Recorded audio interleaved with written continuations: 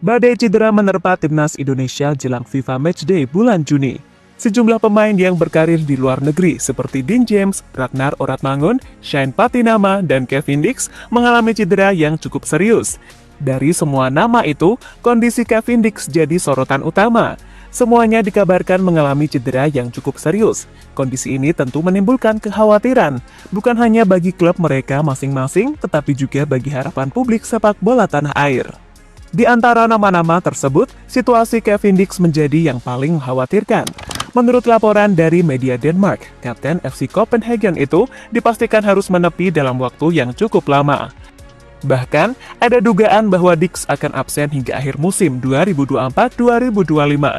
Sebuah kehilangan besar bagi klub maupun timnas Indonesia. Cedera yang dialaminya pun bukan sekedar cedera ringan. Dix menderita cedera pada bagian paha yang ia dapat saat berlaga dalam lanjutan Liga Denmark pada Minggu 13 April saat menghadapi rival sekota Brøndby. Dalam pertandingan tersebut, Dix hanya mampu bermain selama 23 menit sebelum ditarik keluar. FC Copenhagen pun harus menelan kekalahan 1-2 di kandang sendiri. Cedera ini datang di saat yang sangat krusial. Pasalnya, Kevin Dix dikabarkan akan hijrah ke Bundesliga, bergabung bersama Borussia Mönchengladbach pada akhir musim nanti. Sebuah langkah besar dalam karirnya yang kini justru diiringi oleh ketidakpastian.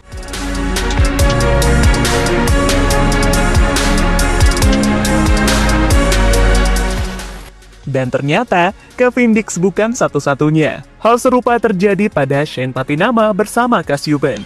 Jelang pertandingan Petro Eisden versus Kassiupen yang digelar pada 19 April. Melawan Petro Eisden tersebut menjadi momen penting bagi klub asal Belgia itu. Namun kehadiran Shane tidak tampak baik di daftar starting 11 maupun bangku cadangan. Ternyata absennya Shane Patinama bukan tanpa alasan. Pemain berusia 26 tahun itu dikabarkan mengalami cedera dalam sesi latihan jelang laga pamungkas tersebut. Bahkan, menurut laporan Suara.com, pihak klub secara resmi telah mengkonfirmasi bahwa cedera tersebut cukup serius hingga membuat ex-pemain Viking FK itu menutup musim lebih awal. Ini tentu menjadi pukulan bagi Kassiupen yang sedang berjuang untuk tetap bertahan di posisi 10 besar klasemen akhir, maupun bagi timnas Indonesia yang membutuhkan skuad berlapis untuk berjuang ke Piala Dunia. Dan tak hanya lini belakang yang terancam pincang, lini depan pun turut ada ternyata cuy. Ragnar Oratmangun, penyerang lincah yang merumput di Belgia, dikabarkan mengalami gangguan fisik. Setelah menghilang dari skuad FC Vidinter selama 4 match berturut-turut, akhirnya ada kabar dari pihak klub terkait kondisi fisiknya saat ini. Berdasarkan keterangan dari pelatih FC Vidinter, Vincent Uvert, dia mengungkapkan bahwa Ragnar Oratmangun memang sedang tidak dalam kondisi fit karena infeksi virus. Absennya Oratmangun tentu mengurangi kedalaman skuad FC Vidinter yang tengah bersaing ketat di papan klasemen sementara babak playoff ke kompetisi antar klub Eropa. Hal ini juga menimbulkan kekhawatiran bagi skuad Garuda, namun umumnya infeksi virus tak akan selama pemulihan cedera, sehingga semoga saja tak menghambatnya untuk membela Garuda.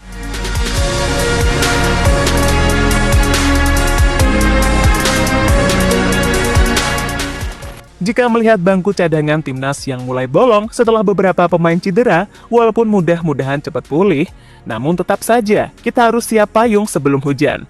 Oleh karenanya, Elkan Bagot bisa jadi jawaban pasti dari Coach Patrick. Ia baru saja sembuh dari cedera dan langsung menjadi starter untuk membawa Blackpool kembali meraih kemenangan. Penampilan konsisten seperti ini menjadi angin segar yang tidak hanya bagi Blackpool, tapi juga bagi timnas Indonesia.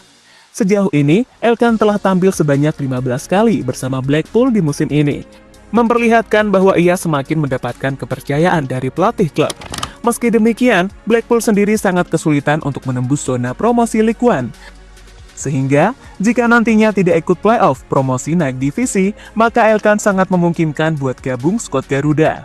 Tim dari Elkan Bagot bakal memainkan laga terakhirnya jauh sebelum matchday atau tepatnya pada 3 Mei. Setelah itu, Kluivert pastinya juga bakal kembali membujuk Elkan untuk comeback seperti di matchday Maret.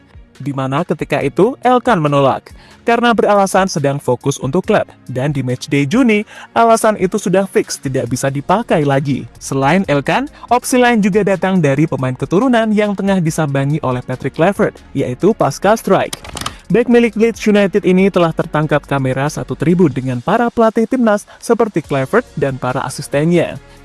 Pascal sendiri merupakan bek fleksibel yang juga doyan membantu serangan, layaknya Kevin Dix. Dan bersama Leeds United, ia diketahui telah berhasil mengantarkan timnya lolos secara langsung ke Premier League tanpa playoff. Sehingga di bulan Mei, juga ada waktu senggang yang diprediksi bakal digunakan untuk memproses bek 25 tahun tersebut.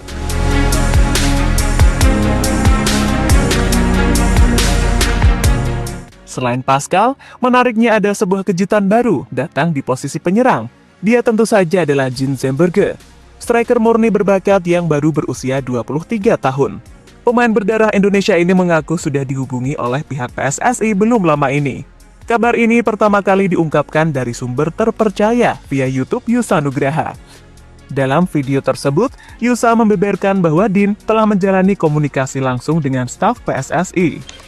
Nah, Dean Zemberge ini cerita kalau beberapa waktu yang lalu, itu dia komunikasi bersama staf PSSI. Dia komunikasi dengan Vardy.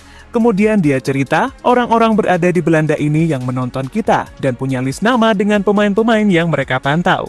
Dia pure penyerang, pure striker. Tinggi badannya juga cukup oke, cukup bagus, lebih dari 180 cm. 180 cm ke atas. Dan ya, aku mendapatkan kabar yang cukup menarik, dan ini kabar yang bagus juga. Dari Din ini cerita bahwa beberapa waktu yang lalu dan belum lama yang lalu, itu dia komunikasi bersama staf PSSI yang sekarang, staf PSSI yang saat ini, ungkap Yusa Nugraha. Secara karir di level klub, Zemberge merupakan striker murni yang terus berkembang di VVV Venlo yang baru direkrut oleh FC Dordrecht pada pertengahan musim ini. Selama berkarir di Eerste Divisie atau kasta kedua Liga Belanda musim 2024-2025, total Zemberge mencatatkan 30 penampilan dengan 8 kali sebagai starter dan menyumbangkan 6 kontribusi atas 3 gol serta 3 assist di 2 klub berbeda.